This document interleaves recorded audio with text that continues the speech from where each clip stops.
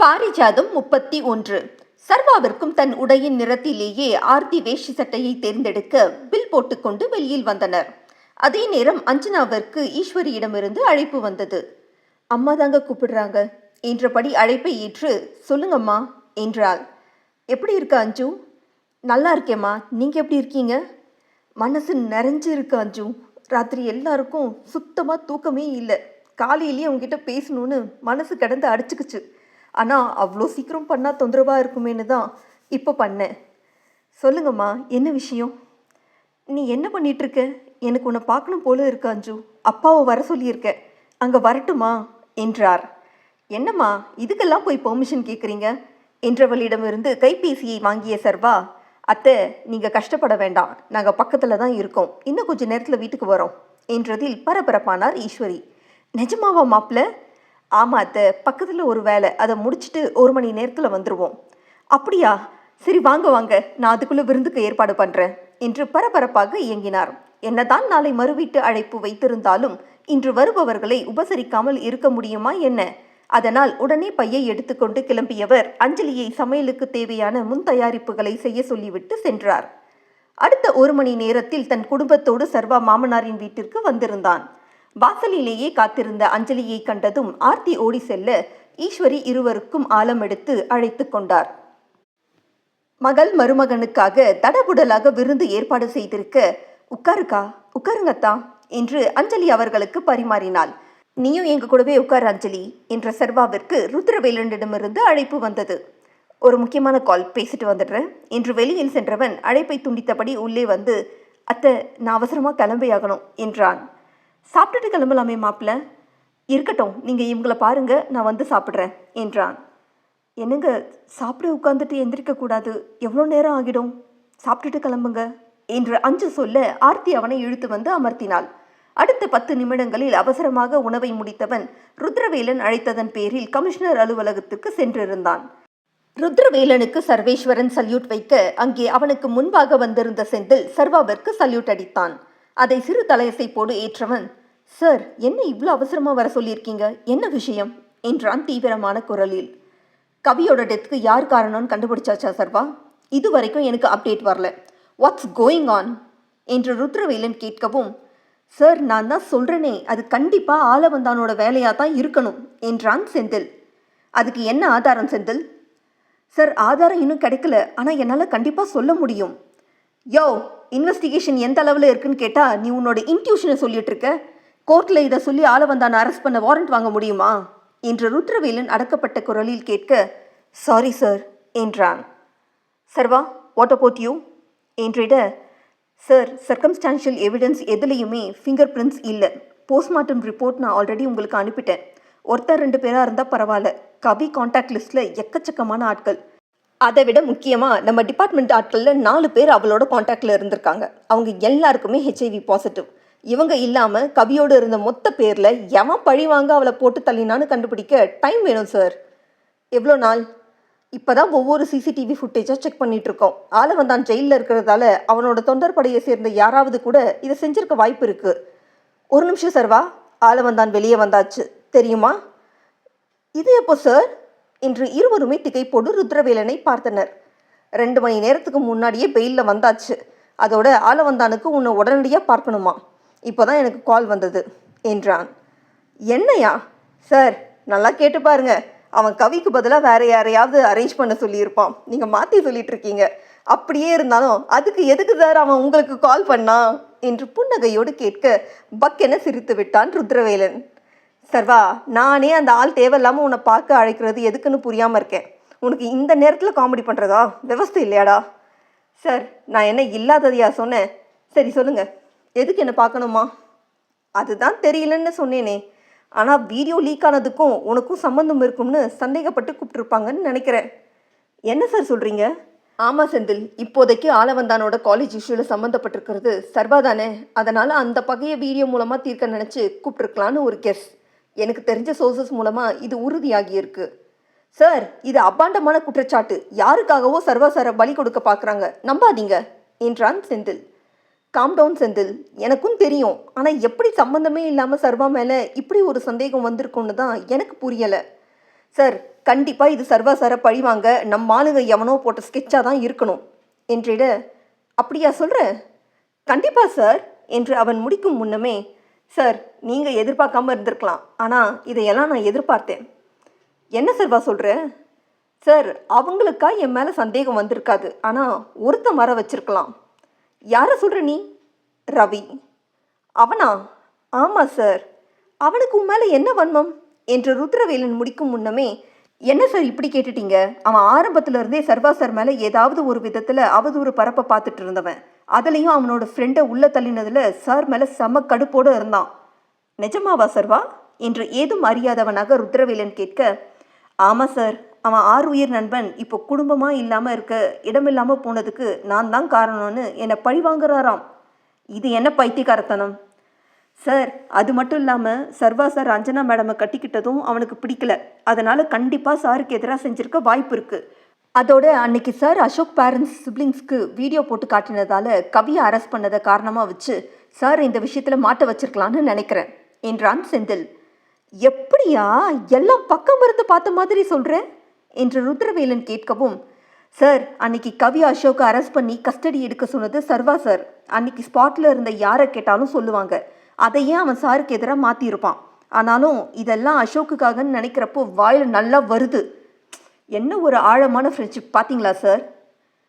சரி, இப்போ அவனை என்ன தான் பண்ணுறது என்று ருத்ரவேலன் கேட்ட அதே நேரம் அக்னியின் பங்களாவில், நான் என்ன கடத்தல் பண்ணனா, கொலை பண்ணிட்டேனா, இல்லை எவளையாவது கற்பழிச்சேனா, என்னமோ செய்யக்கூடாத குற்றத்தை செஞ்ச மாதிரி அரெஸ்ட் பண்ணிட்டு போனானுங்க. இப்போ பார்த்தீங்களா, எண்ணி 1 மாதத்துக்குள்ளே வெளியே வந்துட்டேன் என்றார் ஆளவந்தான் குறையாத ஆணவத்தோடு. அதானே, எங்கள் அண்ணன் ஜல்சா பண்ணது வெளியே வந்துட்டதால அவர் அயோக்கியன், பதவி விலகணும்னு சொல்கிறவனுங்க எல்லாம் உத்தமனுங்களா என்ன என்று ஒருத்தன் சொல்ல ஆளவந்தானின் முகத்தில் பெருமிதம். அதானே, அவன் பண்ணுற தப்பு வெளியே தெரியாத வரைக்கும் இங்கே எல்லாருமே யோக்கியந்தான். என்ன, எங்கள் ஐயா கவி கூட ஜல்சா பண்ணதை அவள் வீடியோ எடுப்பான்னு அவருக்கு தெரியாமல் போயிடுச்சு. அதனால் அவரை பதவி விலக சொல்லுவாங்களா? நாங்கள் உயிரோடு இருக்கிற வரைக்கும் நடக்க விட மாட்டோம். அப்படி ஏதாவது செஞ்சால் என் தலைவனுக்காக நான் தீக்குளிப்பேன் என்று வீராவேசமாக ஒன்றியம் பேச அங்கே கைத்தட்டல் ஆர்ப்பரித்தது. இதையெல்லாம் எரிச்சலோடு கேட்டுக்கொண்டிருந்த அத்விக் அக்னி அருகே குனிந்து, சார், நான் கிளம்பட்டுமா என்றான். ஏன் என்பதான அவன் பார்வையில், இந்த சத்தமெல்லாம் எனக்கு ஆகலை, தலைவலிக்கிற மாதிரி இருக்கு என்றான். ஒரு கணம் அவனை ஆழ்ந்து பார்த்த அக்னி மித்ரேஸ்வரன் ஸ்டே என்று விட்டு ஆளவந்தானின் பேச்சை கவனித்திருந்தான். ஆனால் இப்போ எப்படி அவனுங்களே வெளியே அனுப்புனாங்க பாத்தியா, எல்லாம் என் மகனோட பவர் என்றார் ஆளவந்தான் குறையாத திமிரோடு. ஆமா ஐயா, ஆனால் உங்களை திட்டம் போட்டு சிக்க வச்சவன் எவனா இருந்தாலும் சும்மா விட மாட்டோம் என்று ஒருத்தன் சொல்ல அங்கிருந்த கூட்டம் அவனை வழிமொழிந்து எவனா இருந்தாலும் சின்ன பின்னமாக்குவோம் என்று கோஷம் எழுப்பியது. இங்கு என்ன செய்யலாம் என்று ருத்ரவேலன் கேட்கவும், முடிச்சிடலாம் சார் என்று சர்வாவை முந்திக்கொண்டு பதில் சொன்னான் செந்தில். என்ன பேசுகிற செந்தில்? சார், அவனை மாதிரி துரோகி உண்மையாக வேலை செய்ய நினைக்கிற நமக்கெல்லாம் என்னைக்கு இருந்தாலும் ஆபத்து தான். அவனுங்க பொழைக்க நம்மளை போட்டு தளவும் தயங்க மாட்டானுங்க. இப்போ சர்வா சாரை சிக்க வச்சதுலேயே தெரியலையா, இதுக்கு மேலே அவனை விட்டு வைக்கக்கூடாது, அது நமக்கு தான் ஆபத்து. இல்லைன்னு சொல்லலை செந்தில், ஆனால் இப்போ எதுக்கு இந்த ரிஸ்க்? போகட்டும், இன்னும் கொஞ்ச நாள் கழித்து பார்த்துக்கலாம். நீ என்ன சொல்கிற சர்வா? இல்லை சார், செந்தில் இஸ் ரைட். அவனோட ஏரியாவில் இருக்கிற ஸ்கூல் காலேஜ்க்கு போதை மருந்து சப்ளை முழுக்க அவனோட மேற்பார்வையில் தான் நடக்குது. கமிஷன் மட்டும் இல்லாமல் பொண்ணுங்களுக்கு பிரச்சனை இருக்கிறதா ஆல்ரெடி கம்ப்ளைண்ட் வந்திருக்கு. இதுதான் கரெக்டான டைம், ரவியை முடிச்சிடலாம் என்றான். சரி, நீங்கள் இவ்வளோ சொல்கிறதால டேட்டும் ஸ்பாட்டும் ஃபிக்ஸ் பண்ணிட்டு சொல்லுங்கள். இப்போ ஆளவந்தானை பார்த்துட்டு வந்துடலாமா என்று மூவரும் கிளம்பினர். சார், கண்டிப்பாக சர்வா சார் அவங்கள மீட் பண்ணி ஆகணுமா என்றான் பின்னே அமர்ந்த செந்தில். ஆளவந்தானுக்காக இல்லைனாலும் அக்னி சாருக்காக போய் தான் ஆகணும். ஆனால் இது சம்பிரதாய சந்திப்பாக இருக்கும்னு எனக்கு தோணலை சர்வா. அதுவும் இப்போ நீ தான் காரணம்னு நினச்சிட்டு இருக்கிறப்போ வார்த்தைகள் கொஞ்சம் அதிகமாகவே வரும். ஆனால் நீ அவங்க எது பேசினாலும் கண்டுக்காத. என்ன சார் இது, போலீஸ்னா அவங்களுக்கு கிள்ளுக்கிறியா போயிட்டோமா? செய்யாத தப்புக்கு சர்வா சார் எதுக்கு பொறுத்து போகணும்? எனக்கு என்னமோ இது சரின்னு தோணலை என்று செந்தில் சொல்லவும், அவசரப்படாத செந்தில், சர்வா நமக்கு முக்கியமானவனாக இருக்கலாம். ஆனால் அவங்களுக்கு அவன் தமிழ்நாட்டில் இருக்கிற லட்சக்கணக்கான போலீஸ்காரனில் ஒருத்தன். அவன் போனால் அவன் இடத்துக்கு இன்னொருத்தனை கொண்டு வர்றது அவங்களுக்கு பெரிய விஷயமே இல்லை. ஆளவந்தானை பற்றி உங்களுக்கு சரியாக தெரியாது. அவன் நினச்சதை நடத்த எந்த எல்லைக்கும் போவான். எதிரில் யார் இருக்கா, யார் அடிபடுறா மிதிப்படுறா அதெல்லாம் பார்க்கவே மாட்டான். அதனால கொஞ்சம் அவனோட வழியிலிருந்து ஒதுங்கி இருன்னு தான் சொல்றேன். புரிஞ்சுக்கோங்க என்றான் ருத்ரவேலன். சர்வேஸ்வரன் செந்தில் ருத்ரவேலனோடு அக்னிமித்ரேஸ்வரனின் பங்களாவை சென்றடைந்த போது அவன் வீட்டு வாசலில் இருந்து தெரு முழுக்க நுழைய முடியாத அளவு தொண்டர்களின் கூட்டம் நிரம்பி வழிந்தது. அவர்களை எல்லாம் கடந்து ஒரு வழியாக அனுமதி பெற்று அவர்கள் உள்ளே நுழைய அத்தனை பெரிய ஹாலில் நடுநாயகமாக அமர்ந்திருந்தான் அக்னிமித்ரேஸ்வரன். சோஃபாவின் கைப்பிடியில் ஒற்றை கரத்தை படரவிட்டு மற்றொரு கரத்தை அதில் ஊன்றி தாடையை தடவியபடி கம்பீரமாக அமர்ந்திருந்தவனின் முகம் இறுகி போயிருக்க பார்வை உள்ளே நுழைந்தவர்கள் மீது அழுத்தமாக படிந்தது. அவனுக்கு சற்று தள்ளி இருந்த நாற்காலியில் அன்று வெயிலில் வந்திருந்த ஆலவந்தான் அமர்ந்திருக்க வட்டம் மாவட்டம் முதல் மந்திரிகள் வரை அவருக்கு பொன்னாடை அணிவித்தும் மாலையிட்டும் வாழ்த்தி கொண்டிருந்தனர். உள்ளே நுழைந்தவர்கள் வர சொல்லி இருந்தீங்க சார் என்றபடி அக்னிக்கு சல்யூட் வைக்க பாய்ந்து வந்து சர்வாவின் சட்டையை பிடித்து அவனை ஓங்கி அறைந்தார் ஆலவந்தான். ஆலவந்தான் சர்வாவை அறைவார் என்பதை உடன் வந்தவர்கள் யாருமே எதிர்பார்க்கவில்லை. ஆனால் இதை கண்ட அவரின் தொண்டர்படை கைத்தட்டி ஆர்ப்பரிக்க, சார் என்ன பண்றீங்க என்ற ருத்ரவேலன் மீண்டும் அறைய போனவரை தடுக்கும் முன்னமே சர்வா அவரை திருப்பி ஓங்கி அறைந்திருந்தான். இதையும் யாருமே எதிர்பார்க்கவில்லை. சர்வா காம் டவுன் என்று ருத்ரவேலன் சொல்லிக் கொண்டிருக்கும் போதே, யார் மேலடா கைய வச்ச என்ற கூச்சலோடு ஆலவந்தானின் ஆட்கள் அவனை நோக்கி பாய்ந்தனர். செந்தில் அவர்களை நோக்கி சென்ற நேரம், சர்வா என்ற அக்னியின் குரல் அனைவரின் சப்தத்தையும் மீறி வீட்டை நிறைத்து அனைவரையும் தடுத்திருந்தது. என் மேல தப்பு இல்லை சார், பேசணும்னு கூப்பிட்டதால வந்தேன். ஆனால் வரவேற்பு ரொம்ப பலமாக இருந்தது. நீங்கள் என்ன கொடுத்தீங்களோ அதை தான் நானும் திருப்பி கொடுத்தேன். இனியும் கொடுப்பேன், இதுக்கு மேலேயும் கொடுப்பேன் என்று ஆலவந்தானை பார்த்தபடி சொல்ல, அவரோ கன்னத்தை பிடித்தபடி மீளா அதிர்ச்சியோடு சர்வாவை பார்த்திருந்தார். சார், பேச சொல்லி வர சொல்லிட்டு இப்படி நடந்துக்கிறது கொஞ்சமும் சரியில்லை என்று ருத்ரவேலன் சொல்ல, பா என்று கண்டிப்போடு ஆலவந்தானை பார்த்தான் அக்னி. சார் தான் விசாரிக்கிறேன்னு சொன்னாரே, அதுக்குள்ள அவசரப்பட்டு உங்களை யார் கை நீட்ட சொன்னது என்ற அத்விக் ஆலவந்தானை அழைத்து வந்து சோஃபாவில் அமர்த்தி, இன்னும் என்ன பார்த்துட்டு இருக்கீங்க சார், பேசி முடிக்கிற வர போய் ஓரமா நில்லுங்க என்ற அத்விக்கின் வார்த்தையில் கூட்டம் ஆலவந்தானின் பின்னே சென்று நின்றது. உட்காருங்க என்று அக்னி சொல்லவும் மூவரும் அவன் எதிரில் அமர்ந்தனர். சொல்லுங்க சார், எதுக்காக வர சொன்னீங்க? நேரடியாக விஷயத்துக்கு வர. எப்படி அந்த வீடியோஸ் லீக் ஆச்சு, யார் காரணம் என்றான் அக்னிமித்ரேஸ்வரன். என்ன கேட்டா எனக்கு எப்படி சார் தெரியும்? சைபர் கிரைம் ஆஃபீஸர்ஸாலேயே இப்போ வர லீக் பண்ணினது யாருன்னு கண்டுபிடிக்க முடியாத போது நான் மட்டும் எப்படி கண்டுபிடிக்க முடியும் என்று சர்வேஸ்வரன் சொல்லி கொண்டிருக்க, இல்லை அக்னி நம்பாத, இவன் தான் காரணம்னு அந்த போலீஸ்காரன் உறுதியாக சொன்னான். இப்போ இவன் பொய் சொல்கிறான், மாற்றி பேசுகிறான், நம்பாத என்று ஆர்ப்பரித்தார் ஆலவந்தான். சார், யாரோ சொன்னதை வச்சு பேசாதீங்க, நான் நேர்லேயே கூட்டிகிட்டு வந்திருக்கேன், சர்வா பக்கத்தையும் கேட்டுட்டு முடிவெடுங்க என்றான் ருத்ரவேலன். அக்னி, நம்ம காலேஜில் ஆர்ப்பாட்டம் நடந்தப்பவே சொன்னதை செய்யாமல் இவன் 7:30 கூட்டினான். இப்போ வாய்ப்பு கிடைக்கவும் நம்ம பேரை கெடுக்கவே இதை செஞ்சிருக்கான். அவன் சொல்கிற எதையுமே நம்பாத என்று ஆலவந்தான் சொல்லவும் அக்னியின் பார்வை கேள்வியாக சர்வா மீது படிந்தது. சார், எதை அடிப்படையாக கொண்டு என் மேலே இப்படி ஒரு பழி வந்திருக்குன்னு எனக்கு தெரியாது. நான் இதை செய்ய வேண்டிய அவசியம் என்னன்னு சொல்லுங்க, நானும் தெரிஞ்சுக்கிறேன் என்றதும் அன்று கவியை அரசு செய்தது குறித்து மாவட்டம் சொல்லவும், அன்றைக்கி 2 பேரும் ட்ரக்ஸ் எடுத்திருந்தாங்க, அதோட ட்ரைவ் பண்ணினாங்க. அதனால் நாங்கள் வழக்கமாக கடைபிடிக்கிற ஃபார்மாலிட்டியை தான் செஞ்சேன். அதோட கவியை விமன் ஸ்டேஷனுக்கு தானே அனுப்புனேன், தேவை இருந்தால் க்ராஸ் செக் பண்ணிக்கோங்க என்றான் சர்வா அலட்சியமாக. அப்போது அசோக் வீடியோ? அது அவன் ஃபோனில் இருந்து எடுத்தது. அதுவும் அன்னைக்கு அவன் மேலே கம்ப்ளைண்ட் வந்ததால் நாங்கள் விசாரிக்க வேண்டியதாக போச்சு. கவியோட மொபைல் லேடி இன்ஸ்பெக்டர் தான் சீஸ் பண்ணியிருந்தது. அதில் வீடியோ இருந்ததான்னு எனக்கு தெரியாது. அதனால் அவங்கக்கிட்ட விசாரிச்சு பாருங்க என்று அவரின் எண்ணை கொடுத்தான். இது நிஜம்தானா, நம்பலாமா? சார், எனக்கு என்னமோ அவங்களுக்கு பெருசாக மோட்டிவ் இருக்கிற மாதிரி தெரியல. இவர் என்று ஆலவந்தானை சுட்டி காண்பித்து, இவராக கற்பனை பண்ணிட்டு இருக்கலாம், இதுக்கு மேலேயும் பிரச்சனையை அதிகப்படுத்த வேண்டாம் என்றான் அத்விக். சார், உங்களோட பிரின்சிபல்ஸ் ஐடியாலஜி எனக்குமே பிடிக்கும். I can understand the situation and students youngsters மத்தியில் மிகப்பெரிய அலையை உருவாக்கி மாற்றத்திற்கு வித்திட முயற்சிக்கிற உங்களுக்கு இது நடந்திருக்கக்கூடாது. என்ன செய்ய, நடந்துருச்சு. அதுக்கு மூல காரணமாக உங்கள் கட்சியாலே இருக்கிறப்போ அடுத்தவங்களை கை நீட்டுறது எப்படி சரியாகும் என்ற சர்வேஸ்வரன், பட் ட்ரஸ்ட் மீ, உங்களுக்காக நான் இன்வெஸ்டிகேஷனை இன்னும் தீவிரமாக முடக்கி விடுறேன். கண்டிப்பாக இந்த காரியத்தை செஞ்சவனை உங்கள் முன்னாடி கொண்டு வந்து நிறுத்துறது என் பொறுப்பு. ஆனால் அதுக்கு முன்னாடி என்னை அரைஞ்சதுக்கு உங்கள் அப்பா இப்போ இங்கே என்கிட்ட மன்னிப்பு கேட்கணும் என்றதுமே அங்கிருந்தவர்கள் கொதித்து விட்டார்கள். ஆனால் அக்னியின் ஒற்றை பார்வையில் பாலில் தெளித்த தண்ணீராக அவர்களின் சப்தம் அடங்கி போக, பாத்தியா அக்னி, உன் எதிரிலே எப்படி பேசுறான்னு? நான் மன்னிப்பு கேட்கணுமா?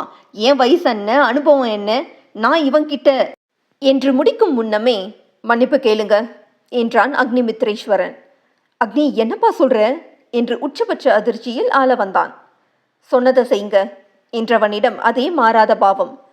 தலைவரே, அப்படி எதுவும் செஞ்சிடாதீங்க, வேண்டாம், இவெல்லாம் உங்களுக்கு ஒரு ஆளா? டேய், நீ வெளியே வாடா, உன் கொடலை உருவி மாலையா போடாம விட மாட்டோம் என்று தொண்டர்கள் கூச்சலிட சர்வாவின் அருகே சென்ற ஆளவன்தான் மன்னிச்சிடு என்றார். சார், இப்போ உங்க சந்தேகம் தீர்ந்ததா என்று ருத்ரவேலன் அக்னியிடம் கேட்க அவனிடம் சம்மதமான தலையசைப்பு மட்டும். சரி சார், நாங்கள் கிளம்புறோம் என்று மூவரும் கிளம்ப, அவனை எப்படி சும்மா விடலாம்? நீங்க மன்னிப்பு கேட்டது தப்பு தலைவரே, அவன் இந்த வீட்டை விட்டு உயிரோட போகக்கூடாது என்று மீண்டும் கூச்சல். அக்னி அனைத்தையும் கூர்மையாக பார்த்திருந்தானே தவிர்த்து அவர்களை கட்டுப்படுத்தவில்லை. பொறுத்து பார்த்த அத்விக், கொஞ்சம் எல்லாரும் நிறுத்துறீங்களா? இப்போ நமக்கு எலெக்ஷன் முக்கியமா இல்லை அவனை போட்டு தள்ளுறது முக்கியமா? இத்தனைக்கும் அவன் தான் சிக்க வச்சான்னு நிரூபணமாகாத நிலையில எதுக்கு தேவையில்லாத சிக்கலை இழுத்து விடுறீங்க? நம்ம பெரிய ஐயா பொறுப்புல இருந்து விலகின பிறகு சார் எவ்வளோ கஷ்டப்பட்டு அதில் பாதாளத்துக்கு போன கட்சியை மீட்டு எடுத்திருக்கார். இப்போ ஆட்சி அமைக்கிறத விட்டுட்டு கொலை பண்ண கோஷம் போட்டுட்டு இருக்கீங்க. சுத்த தற்கூரி கூட்டமா இருக்கு என்றவன் ஆளவந்தானிடம் சென்று, ஏன் சார் அவங்க பேசுறது முட்டாள்தனம்னு உங்களுக்கு தெரியலையா? ஏற்கனவே வீடியோவால கட்சிமானம் கப்பல் ஏறி போச்சு. இனி எந்த முகத்தை வச்சுக்கிட்டு மக்கள்கிட்ட ஓட்டு கேட்போங்கிற பயமே இல்லாம அவங்க பேச்செல்லாம் கேட்டு ரசிச்சுட்டு இருக்கீங்க. இதையெல்லாம் செய்யாதீங்கன்னு அவங்களுக்கு சொல்லலாம் இல்லையா என்று அவன் முடிக்கும் முன்னமே, டேய், எங்க தலைவனையே கேள்வி கேட்பியா நீ? யார் கொடுக்குற தைரியம் இதெல்லாம்? இன்னொரு வார்த்தை தலைவனை ஏதாவது பேசுன மகனே வகுந்துடுவோம் வகுந்து என்று ஆளவந்தானின் தற்கூரி கூட்டம் ஆத்விக்கை நோக்கி முன்னேறினர். ஆனால் அக்னியின் ஒற்றை பார்வையில் அவர்களின் நடை தடைப்பட மகனை பார்த்திருந்த ஆளவந்தானும், டேய், கொஞ்ச நேரம் அமைதியா தான் இருந்து தொலைங்களேண்டா, அவன் சொல்றதும் நியாயம் தானே. என் மகனால தான் கட்சி பழைய நிலைமைக்கு வந்ததோட இப்ப நானும் இவ்வளோ சீக்கிரம் வெளியே வந்திருக்கேன். டேயப்பா அத்விக்கு, என் தலையெழுத்தையே மாத்திர என் மகனால தமிழ்நாட்டு தலையெழுத்தியா மாற்ற முடியாது. அதெல்லாம் அவன் பார்த்துக்குவான், நீ கவலைப்படாத ராசா. இந்த முறை நாம தான் ஆட்சியை பிடிக்கிறோம், அக்னியை முதலமைச்சர் ஆக்குறோம் என்று சூளுரைத்தார் ஆளவந்தான். அதுக்கு உங்க அடிப்பொடிங்களை கொஞ்ச நாளைக்கு எல்லாத்தையும் பொத்திக்கிட்டு இருக்க சொல்லுங்க. ஏற்கனவே அந்த கபிலையாவை நாம தான் கொன்னோன்னு மீடியா கிழின்னு கிழிச்சிட்டு இருக்கு. இப்போ இந்த போலீஸ்காரனை கொன்னு இன்னும் கெட்ட பேரை சம்பாதிக்காதீங்க, கொஞ்ச நாளைக்கு அடக்கி வாசிங்க என்ற அத்விக் அக்னிக்கு பிஏ மட்டுமல்ல, கட்சியின் சமூக வலைத்தளங்களை கையாள்வதும் அவன்தான். அதனால் இளைய தலைமுறையின் நாடி துடிப்பை சரியாக அறிந்து வைத்திருப்பவனின் பேச்சிற்கு படிக்காத ஆளவந்தானிடம் எப்போதுமே மதிப்பு உண்டு. அத்விக்கு சொன்னது கேட்டுச்சாடா?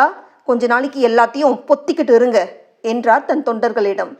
அது எப்படிங்கய்யா முடியும்? உங்க மேலேயே கை வச்சிருக்கான், அவனை துண்டு துண்டா வெட்டி போட்டாதான் என் ஆத்திரம் தீரும் என்று அவர்கள் ஆர்ப்பரித்த அதே வேளை அத்விக் என்ற அக்னியின் அழைப்பு. ஓங்கி ஒலித்த அக்னிமித்ரேஸ்வரனின் குரலில் அனைவரும் பேச்சை நிறுத்த, ஏன் முன்னாடியே என் அப்பாவை அடித்தவனோட கை அவன் உடம்புல இருக்கக்கூடாது என்ற அக்னியின் குரலில் அத்விக் திகைப்போடு அவனை பார்க்க, ஆளவந்தானோ ஆனந்த அதிர்ச்சியோடு மகனை பார்த்தார். சார், இவங்க தான் புரியாம பேசுறாங்க, ஆனா இதுவும் ரிஸ்க் தான், இன்னும் யாருன்னு நிரூபணமாகல. ஜஸ்ட் டூ வாட் ஐ சே என்றதில் சின்னையா வாழ்க என்று கோஷமிட்ட கூட்டம் அக்னியின் பார்வையில் கப்சிப்பென்றாகி போனது. சார், அவருக்கு இப்போதான் கல்யாணமாகி இருக்கு என்றதில் ஒற்றை புருவமேற்றி அத்விக்கை பார்த்தவன், அப்போ என் கல்யாண பரிசா அவனோட கையை மறக்காம அவனுக்கு கிஃப்ட் பண்ணிடு என்றவன் பேச்சு முடிந்தது போல எழுந்த செல்ல, அக்னியின் பேச்சிற்கு மறுபேச்சு ஏது அங்கே? அத்விக் கூலிப்படைக்கு அழைப்பதற்காக சற்று ஒதுங்கி செல்ல, மாடி ஏறி சென்ற மகனை பூரிப்போடு பார்த்திருந்தார் ஆளவந்தான். பாதிப்படி ஏறி சென்றவன், சர்வா ஏன் டார்கெட், வேற யாராவது நுழைய நினைச்சா என்றவன் முடிக்கும் முன்னமே, ஐயாவுக்காக நீங்களே இறங்குறப்போ நாங்கள் எதுக்கு தலைவரை தலையிட போகிறோம்? எங்கள் ஐயா மேலே எங்களை விட உங்களுக்கு பாசம் அதிகம்னு எங்களுக்கு தெரியாதா என்ன? உங்களால் தான் இன்னைக்கு எங்கள் தலைவர் வெளியே வந்திருக்கார். சீக்கிரமே அவர் மேலே விழுந்த பழிய பொய்ன்னு நீங்கள் நிரூபிக்க போகிறப்போ எங்களுக்கு என்ன பயம் என்று கூடியிருந்த கட்சியினர் அக்னிக்கு தந்தை மீதான பாசத்தை எண்ணி பிரமித்து போயினர். அது மட்டுமா, வரவிருக்கும் தேர்தலில் தீயாய் வேலை செய்வது குறித்த திட்டமிடலும் நடத்தப்பட்டது. அடுத்த 1 மணி நேரத்தில் சர்வாவை குறிவைத்து துரத்தியது கூலிப்படை.